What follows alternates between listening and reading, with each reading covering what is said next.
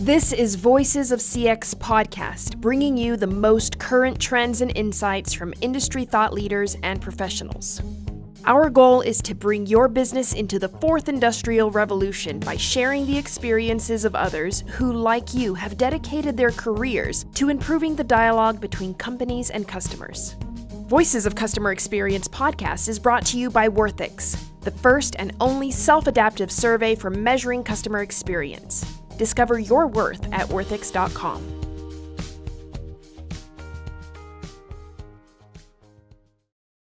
Ryan Foland is a global keynote speaker and managing partner of Influence Tree, a personal branding accelerator that teaches people how to build their personal brand, get featured in publications, and grow their social media following. Ryan's clients include New York Times bestselling authors, venture capitalists, and Fortune 500 executives. Recognized by Inc. magazine as a top marketer and named a top personal branding expert by Entrepreneur magazine, and a 4-time TEDx speaker whose talks have been named in the top TED lists by Forbes, Mashable, and Inc., Ryan works with thought leaders to create and syndicate content that reveals their whole self to drive differentiation, growth, and loyalty. Hi, Ryan. Ahoy. How are you? I'm doing fantastic. I am living the good life, and that also includes bad stuff that's happening, but just approaching it with a good attitude. So I like to make sure that everybody knows when I'm doing good, but there's also an opportunity to be real. And there's a couple things that I'm just dealing with that are annoying. So you got to take the good with the bad. And in fact, sometimes when things aren't good, it helps you really appreciate the good. So with all that being said, I'm good. Well, thanks for that, because that gave me a very good cue to just go straight into the book that you just wrote. Nice. Well, it is top of mind. And sometimes I tell people lately I feel like a chicken, like a ginger chicken. And that's because all I seem to say is book, book, book, book, book, book, book, book, book. But I love it. It's good. I really think it's our best work. So I'm happy to talk about it. What you want to talk about? Well, so let's start off by just kind of introducing you to the listeners and who you are and what you do, and then tell us about the book. Well, if you picked up on the first word that I said, it was ahoy. And one of the things I'm most excited about in life is sailing. And it's a place where I can disconnect. It's a place where I can connect with nature. So if you want to know why I love to sail, it's because my parents are educators. And I grew up in a family that were both teachers, then both principals, and then both administrators. So our entire life was on a summer schedule. When everyone was off in the summer, we'd head over to Catalina. So a big part of who I am is a connection with nature. But that led to a problem when I got back home because all my friends had not seen me for 3 months. I had a lot more freckles and bleach blonde hair. So I basically was a great target for being bullied. So classically, my early years were of strife and hiding and crying and feeling bad about myself until my pop came in and told me, "You are joining karate. Let's do it." And I channeled my inner Daniel San, my ginger san, let's say. Ginger san. And my ginger san. And it really was the first lesson in communicating without talking. And I think that's where I first picked up on the power of presence. And that has carried me through lots of successful failures in the startup world, landed me at a university, the University of California, Irvine, initially to run their entrepreneurship program. And then I rattled the cages so hard, I was convinced they were going to fire me, but instead they made up a new position for me and put me in front of close to 30 undergraduate programs. And I've since convinced a vice provost the importance of building his personal brand. So in higher education, I try to get faculty, administrators, and leaders to leverage new forms of communication and put themselves out there. And in the real world, outside of university, I help convince executives and thought leaders to be a bit more authentic. And that just means sharing the bad and their version of ugly along with the good. And I happen to have written a book about that last concept, which is called Ditch the Act, to reveal the surprising power of the real you with greater success. And I wrote it with Leonard Kim, who is a business partner, and we are both very different people. We're like unlikely partners, but what's great is that we fill in each other's gaps. So that's me in a nutshell, from a sailor to a ginger to a martial artist to someone who loves the art of communicating. So I like to say that if I'm not speaking, because I love giving keynotes and workshops, then I am likely sailing, because I like to be far from the stage when I have a chance. So if someone were to ask you like in a speed dating scenario or something like that, like, what do you do? How would you label yourself? I tell them, actually, it's not what I do that's important. I tell them that it's the problem that I solve, and that's what's most important. So this is a customer experience podcast, and we try to explore that in every single conversation that we have, regardless of the industry that the guest positions themselves, as a main career path, because we do believe that customer experience kind of overlaps almost everything. And it's the essence of any sort of negotiation or transaction or purchase. So in your case, let's refer to you as a speaker, as a keynote speaker. 'Cause that's mostly public speaking is your forte, right? It's where you spend most of your time, other than sailing, of course. I will tweak that little and say it is my sharpest tool, Okay. and I Oh, enjoy perfect. it the most. And I really encourage people to focus on the things that they enjoy doing, Hmm. and then work that into what they end up doing. And so, yeah, I speak from the stage, I speak through my computer, I speak on podcasts, I speak around the world. Yes, I am a speaker. And recently, I was on your podcast as well. Yeah. Even though I'm not sure which episode is going to come out first, whether it's going to be mine on yours or yours on mine. We'll Oh, figure podcast for podcast right here. But when I was on your podcast, I was talking about speaking through podcasts. I Yes. feel like I'm saying the word podcast a lot. I messed it up too. You're catching on to mine. But essentially, a lot of people might not think that this is an industry where you'd have to even consider a customer experience, because you're not selling a product or service other than yourself and your talents and your thought leadership, et cetera, et cetera. Yeah. But there is, right? My brain is the product. Right. And but you still have to sell that, Yes. don't you? Oh, trust me. Yeah. Nobody necessarily wants my brain. I have to convince them that it's going to solve some sort of problem that they have. And when I do, and they listen and the problem's solved, then they're a happy customer. But I agree with you wholeheartedly. Now, let me take a step back, because I'm very particular about just words. And I dive deep into the rabbit hole when it comes to certain words. And I love to talk about the difference between general terms and specific terms. And using a general term like every or all is sometimes very dangerous, because when you say customer experience impacts all industries, what you're Hmm. doing is you're setting yourself up for one person to poke a very small pin needle in it to prove the whole thing wrong. But I actually agree with you in this standpoint, because without the experience of a customer, there is no transaction.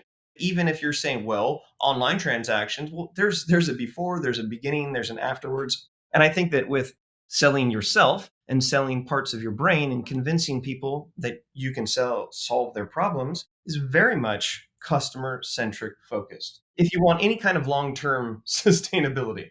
Well, most of the time, people end up thinking customer experience and they think enterprise. They think of hundreds of thousands of customers. They think of the macro. And very few times they think about influencing a single individual. Or in the case of a speaker or a consultant or an author, they fail to see how what you're providing might actually impact the quality of the sale or the quality of your success, really. I don't know if it's because we're so kind of addicted to the idea of seeing customer experience, at least in the industry, where it's like, okay, Verizon, hundreds of thousands or if not millions of customers, or Comcast, or all of these big brands, especially retail or like a business to consumer, that we forget that there's an entirely other side to the business that lots of times gets overlooked. Yeah, and I'm going to defer to my mother on this one, because mothers have sage advice. And one thing that she told me long ago is that it only takes one person.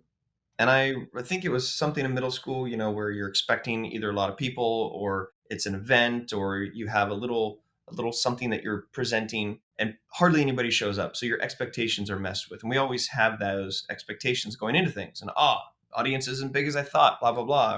Or, this conference seems to be blah. I didn't get what I wanted out of it.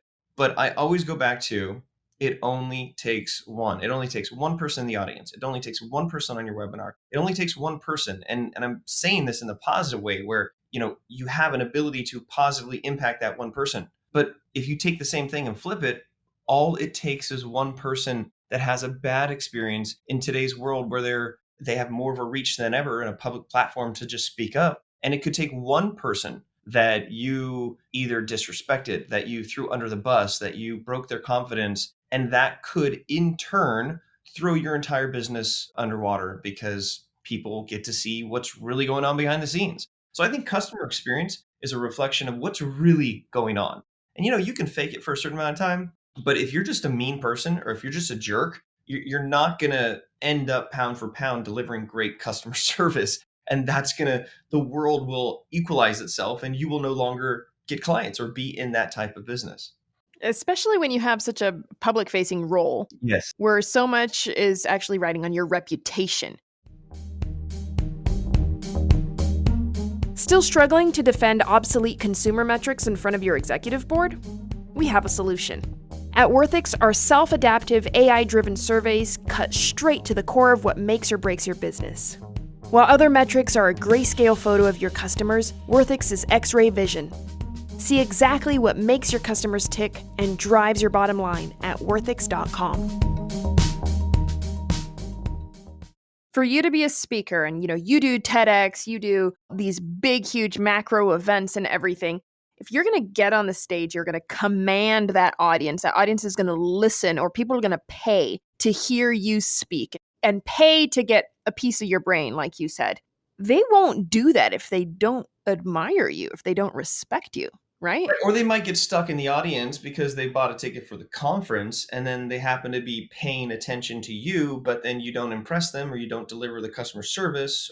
And again, this is before, during, and after. Then that person is not going to follow up with you. They're not going to follow you. They're not going to connect with you. They're not going to ask you to help them solve their problems. One thing that I heard you say, again, these little words I like, is you said pay. And I just want to make a clarification that oftentimes we pay with time and it's just as valuable as money. So it's not just paying a ticket to get into a conference or paying a ticket to go to an event. You are paying your attention. And when you pay for your attention to something and it's not worth that time, that is a bad customer experience. Ooh, I like that. Pay attention. Yeah. I've never thought of that, but it's very true. It's a good thing this is being recorded. So now you can refer back and you can, this is an audio note. No, but if you think about it, time is money and we pay money, but we don't think about paying time. And as your time becomes more and more public, then you have to be very careful about how you are presenting yourself. I ask people, and I'm sure you do the same if they have a personal brand. I gave a 3-hour workshop yesterday to a whole bunch of Brazilians, speaking Ooh. of which, and they came all the way from Brazil and they're doing this immersive training. And I was able to share the 313 with them. And the concept, wait a minute, I think I forgot what I was talking about. I was going Brazil, I was going pain, I was going time. Workshop. I think I lost it. No, you were talking about time. Yes. I think maybe. Do you want me to cut this out or do you want to keep this in there for authenticity? This is the. We're definitely keeping this. You didn't even keep the ask in there. Like I got all excited about what I was talking about there. You got excited because Brazilians are amazing and you were so excited to share the whole Brazilian experience with us that it just kind of blew away the rest of everything you were speaking about. That's what happened. Just boom, blew it away. So yes, paying attention is time and money. And, you have to really look at the value that you're creating, not just when people are paying you money, but when they're paying you with their time. And in your case, you've got two separate customers, right? You've got the person who books you for the audience or books you for the event or for the speaking opportunity. And then you've got your crowd, the actual audience. Yeah? Yeah. You think of it like almost like a B2B to C. So you have like B2B. So you've got the customer relationship between the person. Are you emailing them back fast? I had somebody reach out to me asking if I would be interested in speaking at their event. And thank you, Josh Linkner, for teaching me this. It's just with absolute just fervor, I replied as quick as I could and then calmly hit the send button. And they responded. They're like, wow, that was so fast. Thank you for getting back to me. Because imagine they're probably reaching out to 3 or 4 people at the same time. But like I hit him in the inbox within a minute. And that was like this customer experience. And I was like, yeah, gingers are fast. And now I'm trying to be funny. I'm trying to build rapport with them. And so it's like they're the broker to get me in front of the larger pool of clients that are my customer and could be a long tail customer. And then what's it like when you actually have to provide an experience for the audience? it has to start. And here's the thing. My podcast, World of Speakers, I ask people these kind of questions all the time. And I'm gonna give the general answer, which I don't like, and then I'm gonna go specific. The general answer is really being authentic. And I'll give you an example. I was speaking in Haiti, and everybody before me, it was like a 2 or 3 day conference. They get up on stage and they do the classic, like, "Hey, Haiti, how's everybody doing? How you I feeling? can't hear you. What?" And everybody, you just saw them like, "Hey." So I get up and I say, well, first of all, I started speaking the wrong way, which is funny. Like, I faced towards the back wall and started talking for a couple seconds to throw them off. And then I'm like, turned around. I'm like, oh, there you guys are. So like a good little frame break showing my humor. But then I said, everybody, I am not going to ask you how good you are. I'm not going to ask you, can you hear me? I'm not going to try to get you to cheer. You know why? Because nobody wants to do that right now, because all you're thinking about is how hot you are, how sweaty you are, and how miserable the weather is at this moment. And everybody just went, all of a sudden they were there. And I was like, and they all laughed and laughed. I said, so I'm going to ask you how you're feeling, and I want you to feel comfortable telling me how you really feel. Are you hot or not? Ladies and gentlemen, how are you feeling today? And everybody's like, I'm so hot. It's so hot. I'm so sweaty. And at that moment, I was like, we're in this together. Let's do this. So there's an example. And I think people are selfish on stage. And if you're selfish in your business, whether it's on stage or whether it's selfish with your time or selfish with you wanting to invest in this customer experience, when you're selfish on stage, you're worried about yourself. You're worried if you look sweaty. And I think I said, I am sweaty and ready. Let's make this happen. And I was sweating. It's like, if you're on stage and you're worried about what you look like, if you're super nervous about what's happening, if you're trying to, pose for the phones that come up when the pictures are taken, when you're trying to push social media because you're not thinking about the audience, but you're thinking about trying to make sure everybody else can see that you're at that conference, those are all selfish things that you're more concerned about you. And so when you really let the audience know that it's not about you, it's really just about where you are at the moment to serve them, I think that can come across pretty quickly. And then you open up people to invest their time, because they can still sit in the audience. They can start to pay attention to you, and then they will pull their time credit card and they will go onto their phone, or there will be other places and you won't even know. Well, if you think about it, that's hella customer centric as a speaker. So Even if as you're a not from speaker, NorCal, it's very hella, even if you're not from NorCal. I know, because I do the freaking conference circuit all the time. One thing that happens, and for me, it's a very clear example of how sometimes just generally out of touch speakers are with their audience. I'm Atlanta based.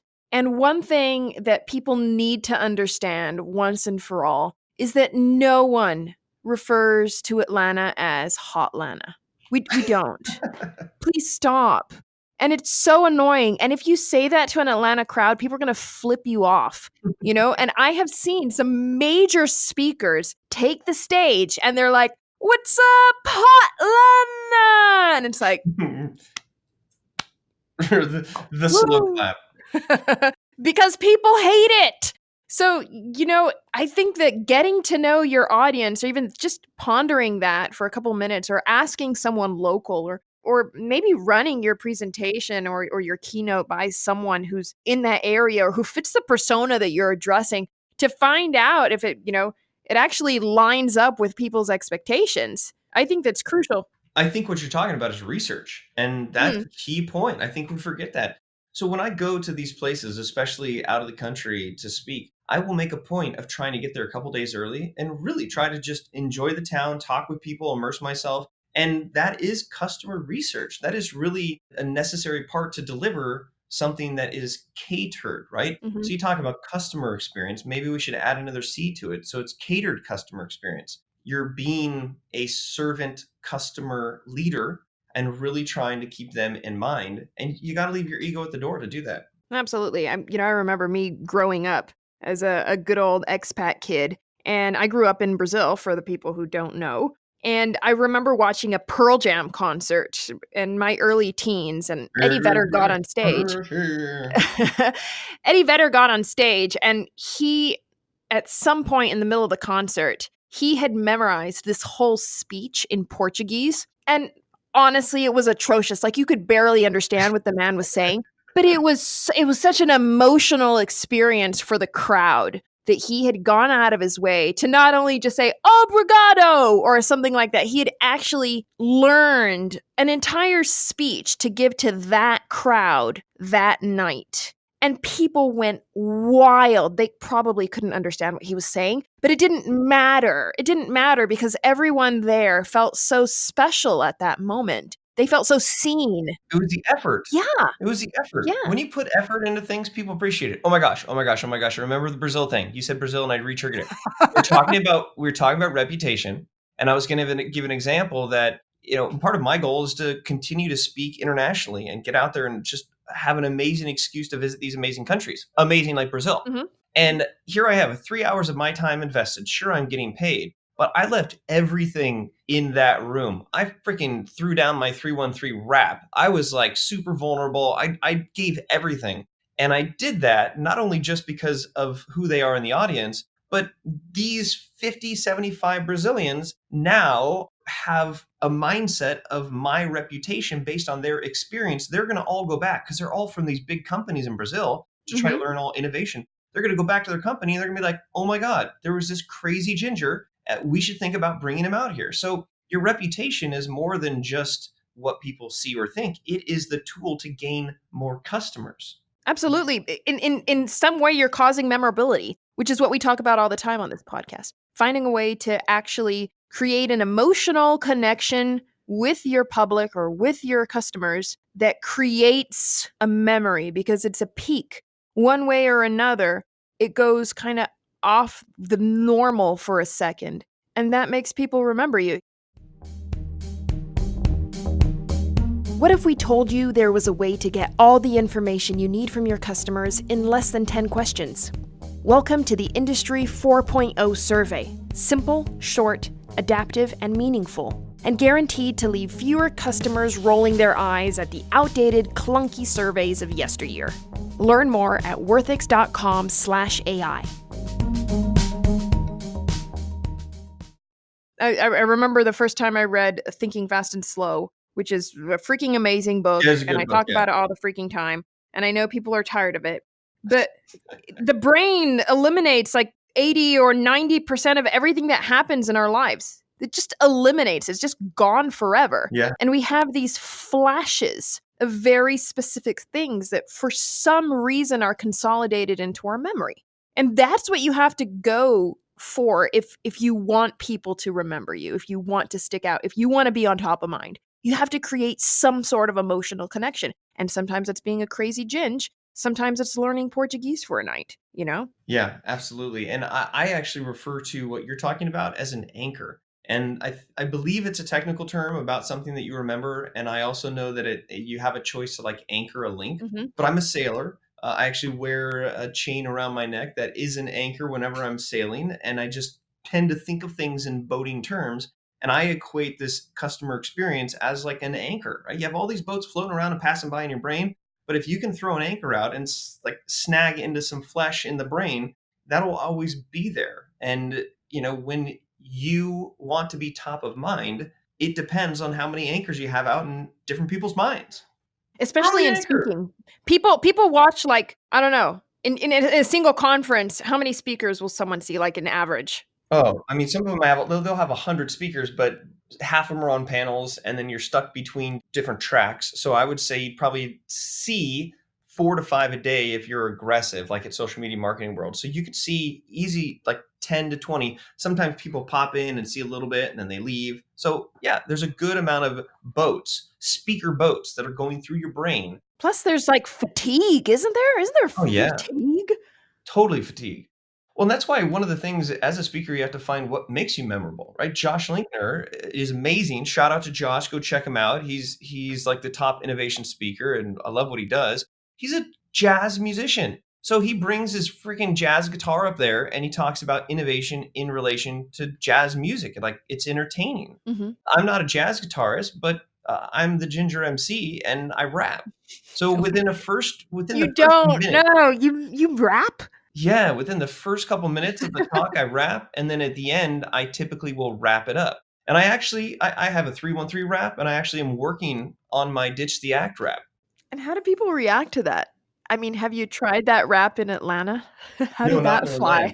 fly? Well, here is the deal. Let me give it to you real. The key to connection is to learn to reveal. You see, you are not perfect, and neither am I. And that is the exact reason we can see eye to eye. You see, everybody's different, but we are all the same. To be perfectly imperfect is how you win the game. If you only showcase good and do not share the bad, you will miss connections that you never knew you had. People ask me all the time on how to build a brand. I tell them that it's something that they already have. It's a combination of between two simple things. Here's why I'm still working on it. It's what you want to be known for and what people think. If you learn to ditch the act and learn to be yourself, you learn to have conversations that help people help you out. When you meet people and they ask you what you do, make sure that you ditch the act and always tell the truth. Still work in progress, but Okay, season 4 of Voices of Customer Experience podcast. I just want to make a note, was the first time that we've had someone rap on the podcast. It's a historic I thought you moment. were going to Milestone right here. apologize. I thought you were gonna apologize. Oh, You know what? Look, how often do people actually remember what you said, or is it more what you did? Like, what part of it is more engaging? well, actually, so the people who end up clapping along, they obviously remember it. Still, some people like just watch and they're like, "Is this really happening?" But That was me. well, and I even like try to clap, and then like I cue them, and then some. Oh my gosh, the Brazilians! All I had to do is give them like 2 signals, and they were just like clapping the whole time, and it was crazy. Yep. So, Excited bunch. do you know the concept of latency and recency? I don't. Okay, so they're terms that refer to what you hear first or what you hear last. And actually, there are studies, and I can't name them right now, but when you experience somebody's talk or somebody's presentation, the law of recency and latency means that you will most likely remember the beginning and the end, not And so any much in peaks the in middle. between. Come on. Yeah. Actually, there was research done through a TEDx or through a TED Talk about the most effective type of speech, and they broke down all of the famous speeches, including like "I Have a Dream" and some John F. Kennedy stuff, and all these real powerful speeches that have lasted the history of time. And they actually chart it all out, and they show that it is a specific pattern where you go down into the depths, you go down in the depths, and then you pop, you lift everything up, and then you end up going back down, and it's almost this heartbeat to where you can really see. So yes, it's about the peaks and valleys, not so much in the middle that people really resonate with. So when you think about it, it's so important to have a strong opening. It is so important to have a strong closing. And I think that if you have the ability to, if you can incorporate stories, a story in the beginning, a story in the end, it's very easy for people to remember the beginning and the end. And also, it's easy to remember stories. So you give them a chance to translate who you are or what your talk is about. People through connect stories. empathetically, right? When you're telling stories. Okay, so I'm going to get a little meta here on you. People don't care about your story. What they do care about is how they see themselves in your story. And if you're portraying a story that is only shiny and glimmery and gold, well, you're missing opportunities to connect with real people who do not have shiny, amazing lives. They might have peaks, but we all have valleys. So people don't care about your story. They care about how they see themselves in your story. And from a customer perspective, when it comes to being a speaker with the audience and the event planner as your customers, you can't just go out there and say like, yeah, I'm a total badass, everything that I do is amazing, because you're not going to relate with those people. So keeping it real, let's say. Keeping it real, yeah. And there's a specific, and we talk about this in the book, of how it's very hard to just like all of a sudden share bad stuff. But we talk about 5 levels of exposure, and the goal is to get people to know you so they can like you, so they can trust you. And the only way they're going to get to know you is if you share how you're human. So little stupid stuff that you say to yourself, or that you make mistakes on, or you spill water on yourself, or you're late, all these little things that we don't necessarily share from a customer experience. When you share those little things, like having a pimple before you go up on stage and being nervous about it, and then tweeting that out, and then it being the most engaged tweet of an entire 4-day conference, Mm-hmm. like people get to know you And then once they know you, then they can like you and then they can trust you. And I think that that's true for most customer service experiences. There's got to be an element of relatability. Mm-hmm. And I guess on one extreme, if you're going to the super high end, because the one way to debunk the generalities is to go one extreme or the other. So if we go one extreme on like the most expensive high end products ever, you might think like, well, people aren't being real. They're not being, authentic. They're just being sort of fake and phony. Well, fake and phony and materialistic is very authentically real for people who are super, super rich, and that's what they're doing. So you can still connect with people based on their own reality. But at the end of the day, I want to get people to know me. And here's one final example because I feel like I've been talking for a lot, but that's okay because I'm the guest. Is I had two recent deals, inbound requests to speak, large honorarium, full deal, like full pop for me. And I lost them both. I came down to the final two and I lost them both. And I was pretty upset about it, but just still motivated.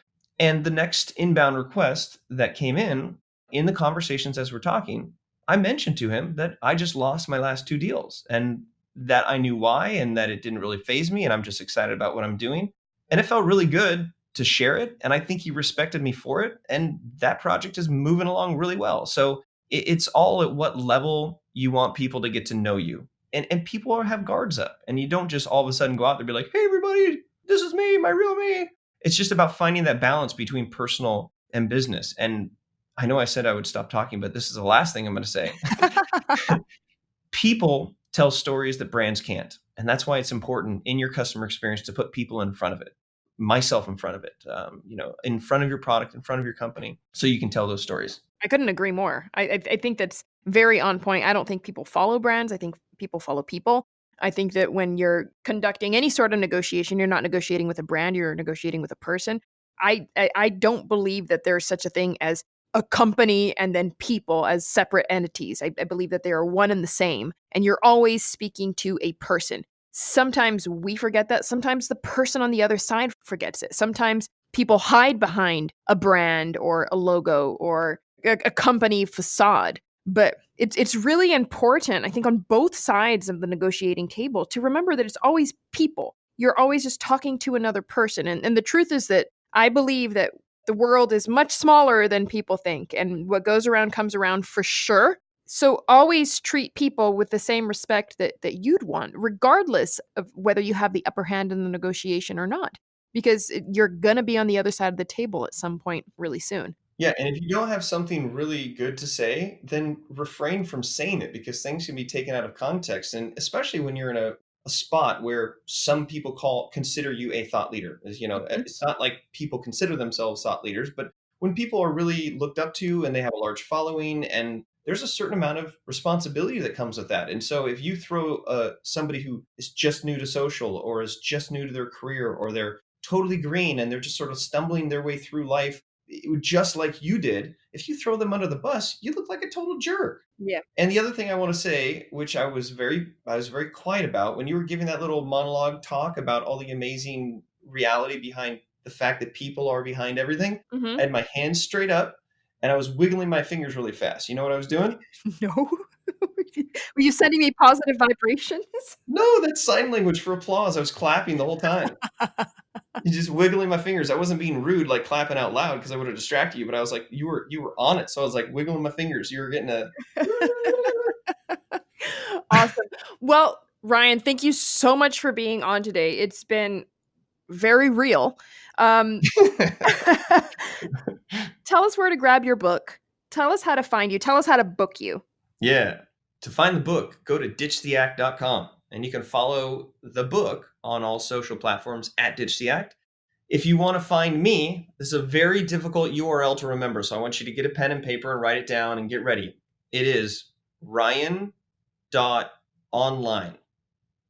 I'm going to say that again, ryan.online. It's very difficult to remember. You should consider trying to get a better one right there because that one's I difficult. know. It's I tough. know.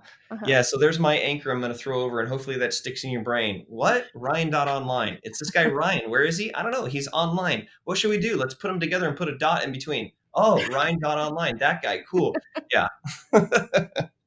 Awesome. And which social media channel are you most Twitter, active so we can follow you there? Twitter, Twitter.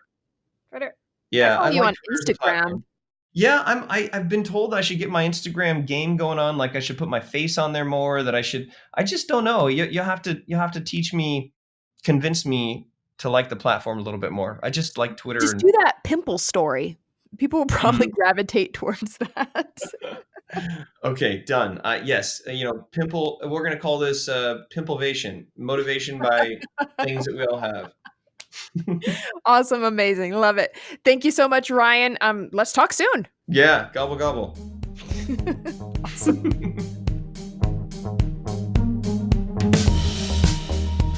Thank you for joining us on one more episode of Voices of CX podcast. This podcast is hosted and produced by Mary Drumond, edited and co-produced by Steve Barry. This podcast was brought to you by Worthix. Discover your worth at worthix.com.